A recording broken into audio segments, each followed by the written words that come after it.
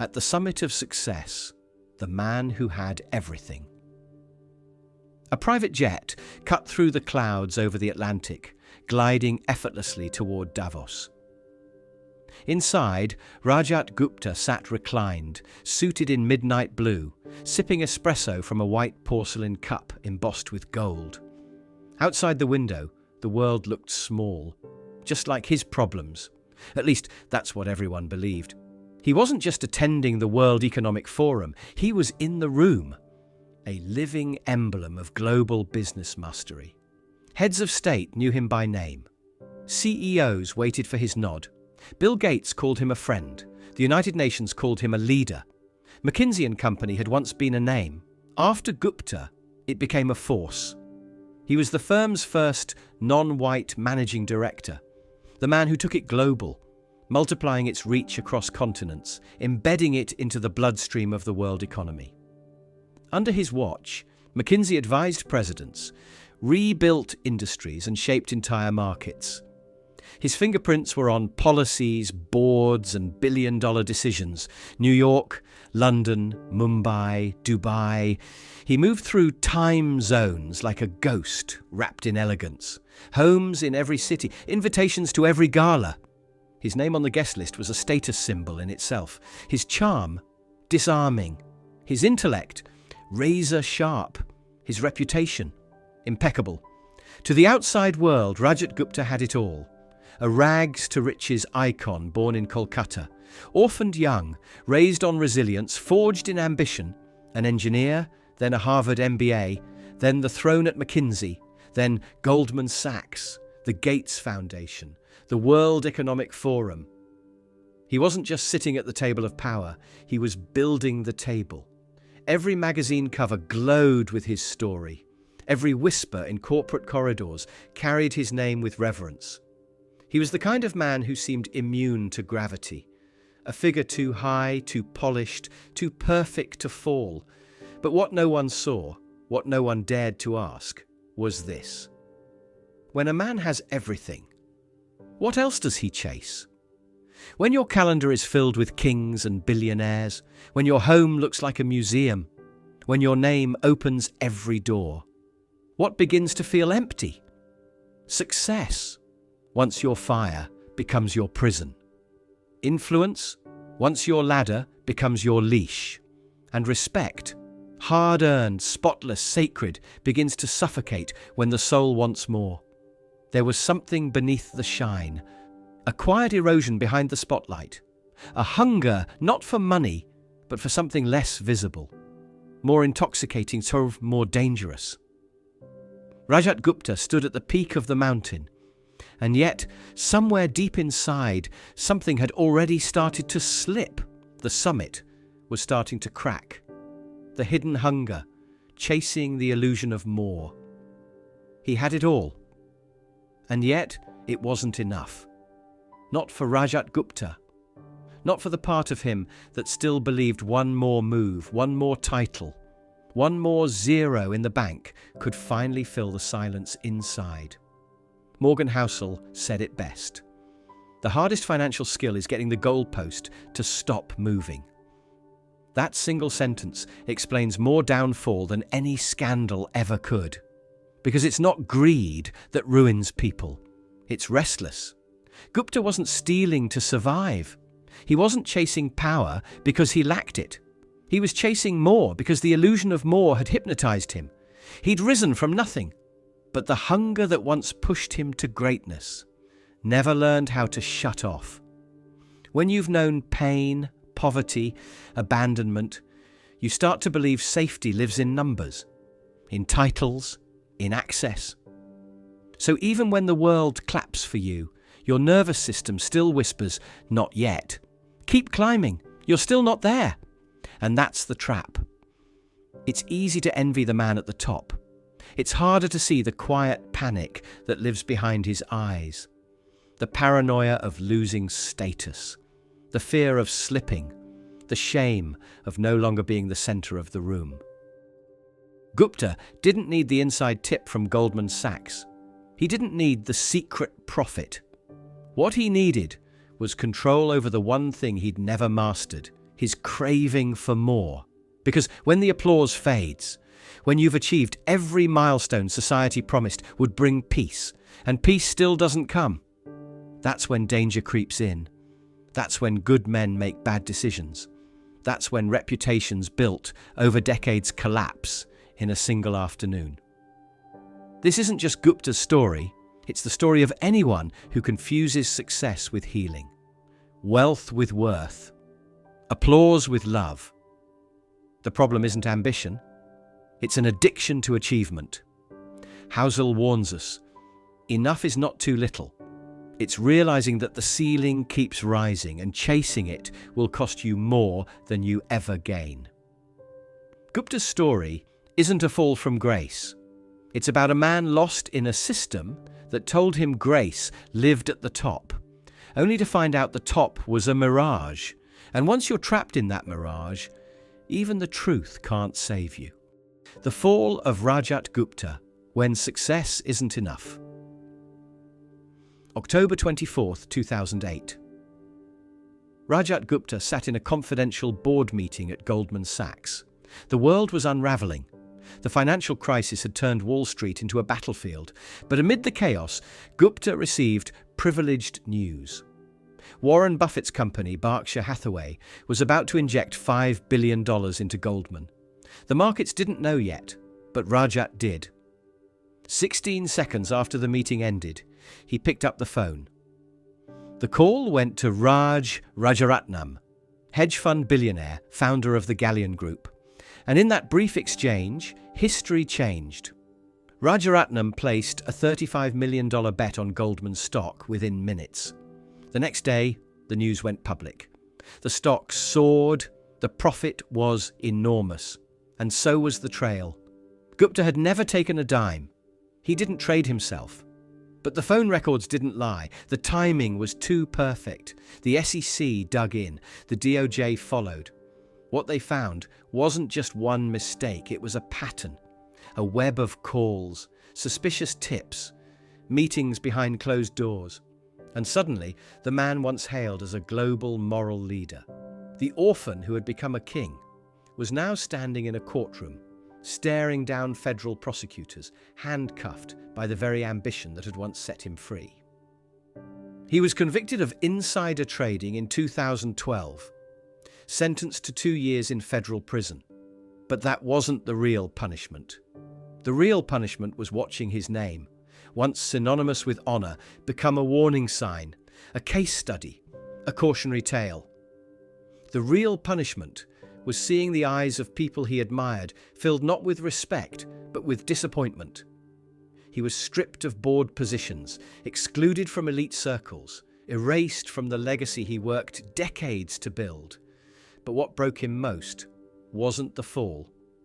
It was the silence in his home after the cameras left, the silence in the prison cell when the lights went out, the silence in his own mind as the truth echoed louder than denial ever could. He wrote later, "The hurt and pain I felt.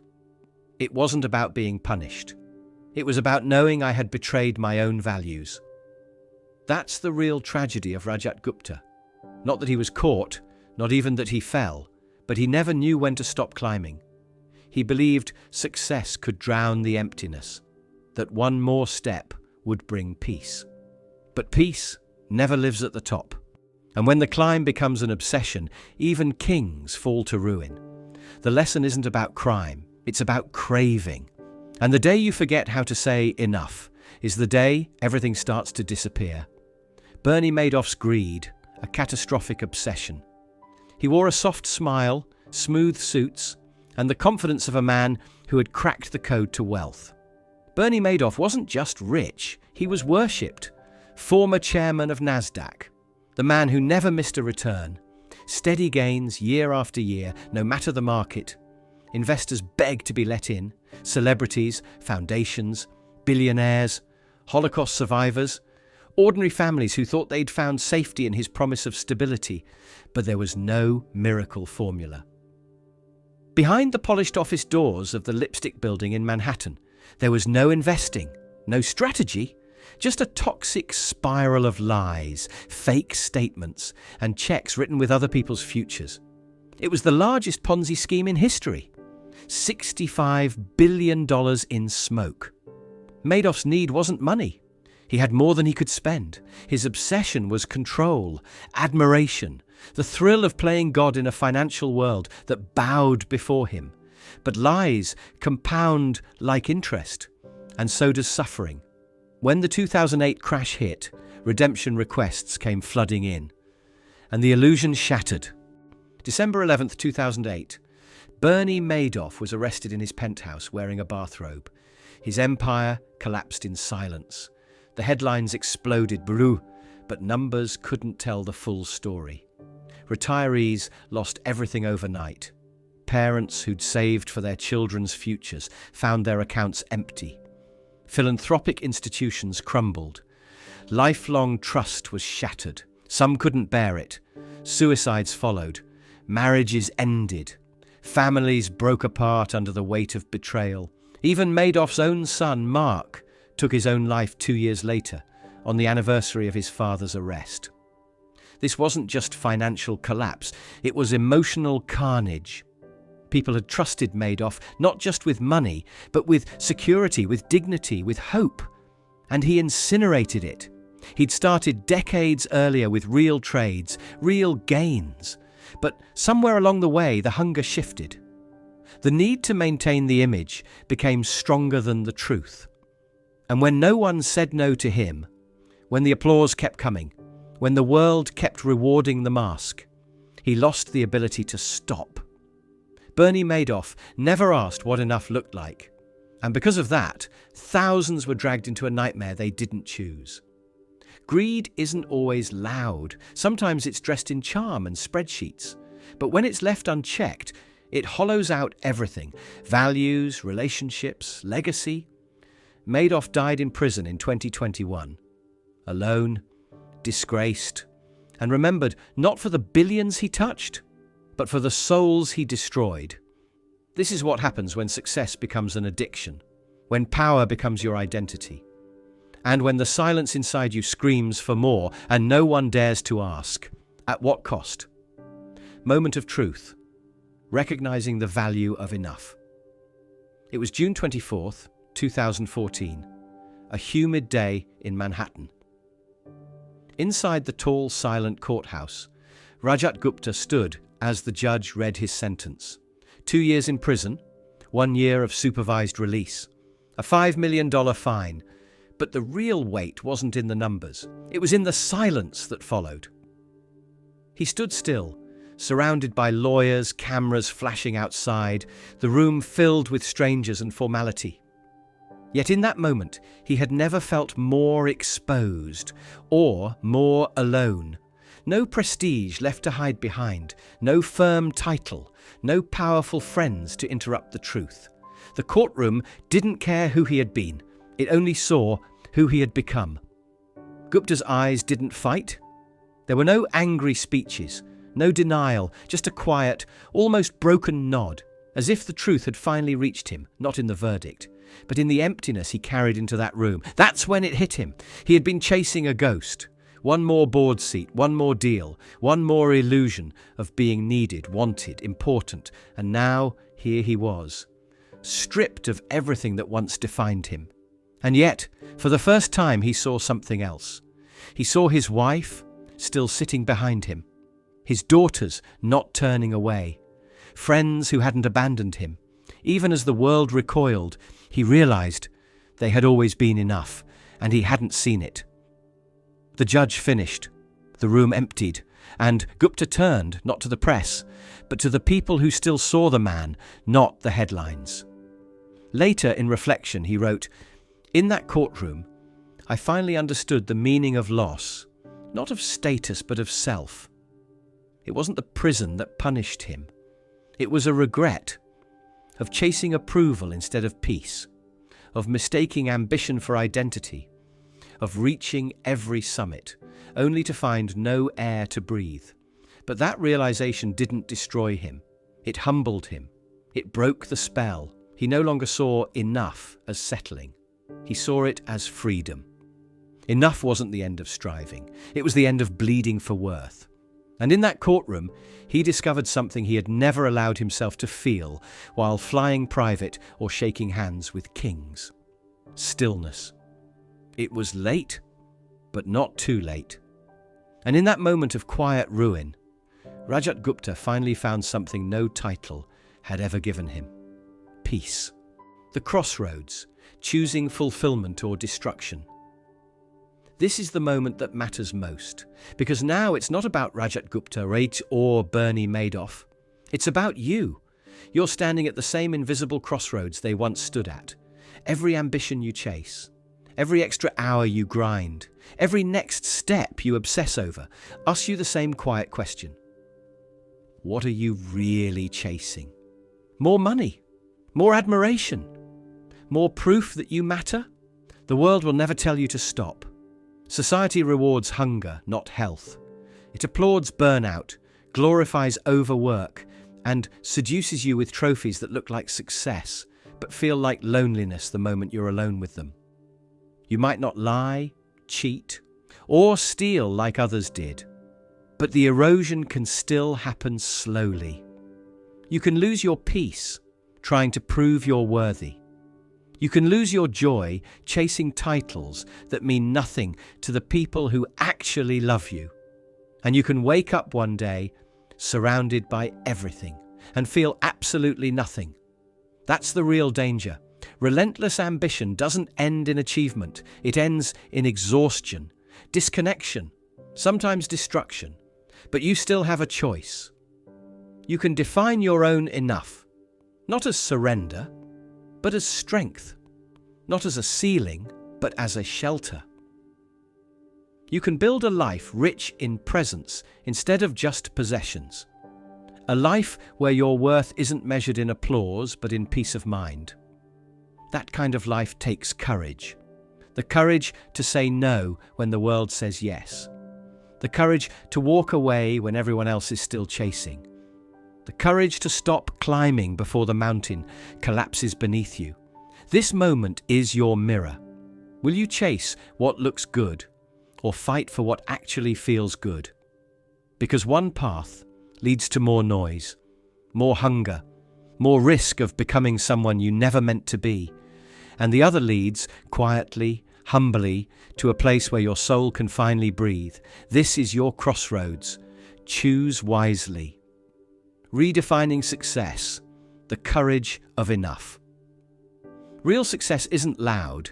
It doesn't flash on screens or echo in applause. Real success is silent. It lives in the quiet confidence of someone who no longer needs to prove anything. That's the lesson Morgan Housel spent a lifetime observing. A truth buried beneath headlines and dollar signs. A truth so simple, it terrifies those who can't slow down. The ceiling of social comparison is so high that virtually no one will ever hit it, which means it's a battle that can never be won. The only way out is to stop playing. That's the courage of enough. It's not giving up. It's waking up. It's realizing you don't need to be the richest, the smartest, or the most admired. You just need peace with who you are and what truly matters to you. The climb isn't the problem, it's blindness. The refusal to pause and ask, why am I still climbing? So ask yourself now, in the stillness, what would change in your life if you truly believed you already have enough? If this message speaks to you, if you're ready to stop chasing and start living, comment below, I have enough. Let it be a marker, a choice, a declaration that your value no longer depends on more. Because that's not a weakness, that's wisdom. And if you feel that shift stirring in you, just know this is only the beginning. There are deeper truths to uncover, stronger illusions to break, and we'll go there together. The search for peace doesn't end here. It starts here.